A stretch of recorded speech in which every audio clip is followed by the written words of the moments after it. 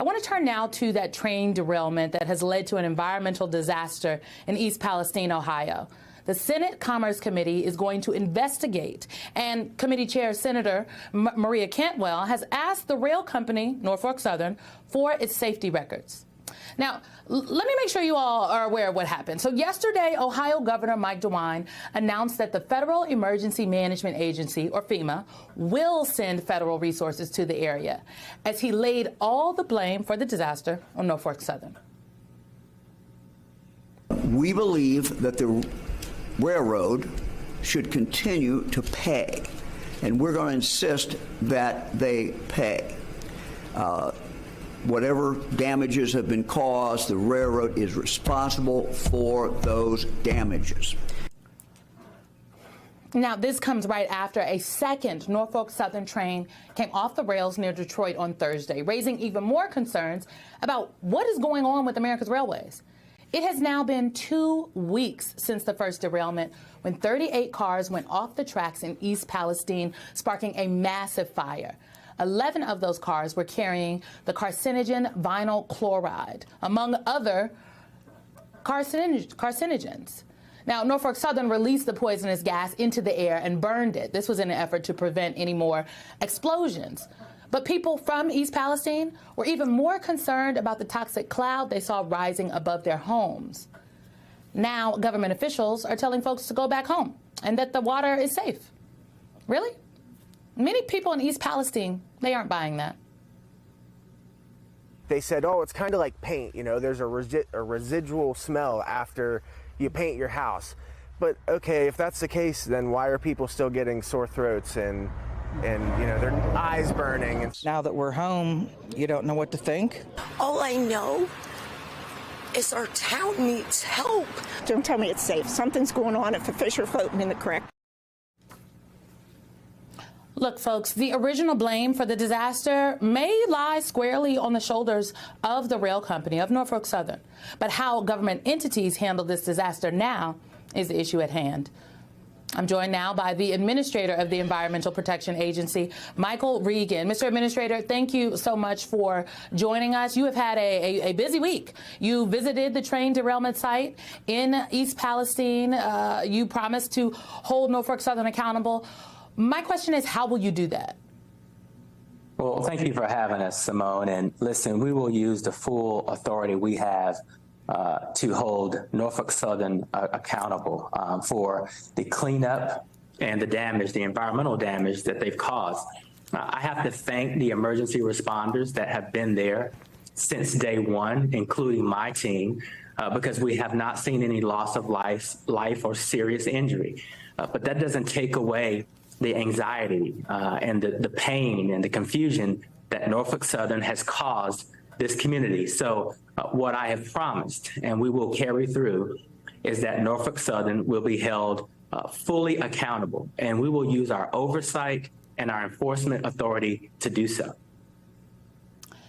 Administrator Regan, I think that your words could be comforting to folks, but the reality is that we don't know the true environmental impact of these events right now. We may not even know them for years to come. Local authorities are saying it's safe. You have said that it's safe, but residents are scared. Is there a possibility that local authorities and the EPA more broadly move too quickly in advising people to go back into their homes? Well, Simone, let me just say I understand the anxiety, and there is a lack of trust with all governmental entities, you know, during this current time that we face. But let me tell you what the facts are. EPA on day one was there. We deployed, you know, high-tech assets. We have a mobile airplane, aerial monitoring that we deployed. We have a mobile monitor that we've deployed in the community. We have stationary air monitors, and we have been inside of nearly 500 homes monitoring indoor air quality. None of those results have come back at levels of concern. We are also supporting the state. Mr. Administrator, I'm sorry to interrupt you, but I think the air quality point is an important one, and I am glad that you point that out. But residents in East Palestine would say, what about the hundreds of thousands of dead fish on the road? 3,500 dead fish spilling out of the lake. That is out of the ordinary. Well, it is, and cleanup in the lakes, rivers, and creeks are ongoing. I think you've seen from the pictures and multiple demonstrations by people that there is product in those bodies of water.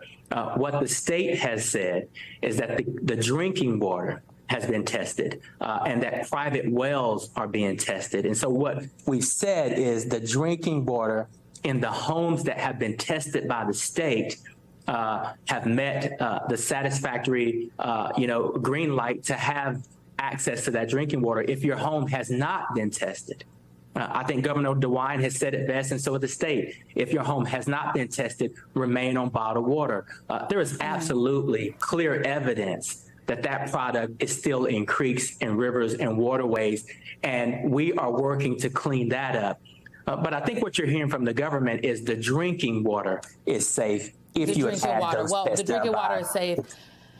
And private wells, you all are you working with FEMA to help test the well water to ensure that the well water is safe? How are East Palestine residents who rely on well water getting their water tested?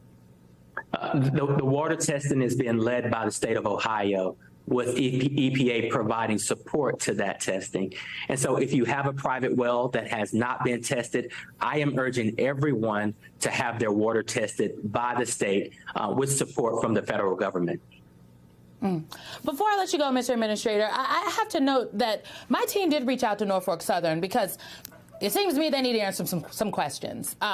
They declined an interview, but they did point us to a statement that they released, and I want to put it up on the screen, saying this: "We are here and will stay here for as long as it takes to ensure your safety and to help East Palestine recover and thrive."